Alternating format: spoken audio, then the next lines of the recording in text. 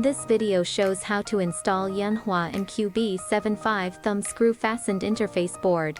1. Find the interface board installation area on the instrument according to the visual positioning mark on the interface board. 2. Find the correct positioning holes of D1, D2, and D3 on the instrument.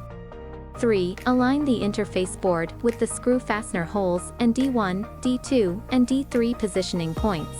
4. Press the interface board down with your left hand, tighten the locking screw with your right hand, the installation done. 5. Confirm again that the interface board D1, D2, and D3 positioning pins are completely aligned with the D1, D2, and D3 positioning holes of the instrument. Yanhua MQB interface board has the advantages of compact size, precise pin positioning, easy installation, pin connection is firm and stable, not easy to loosen, and safer data reading and writing. Thank you for watching.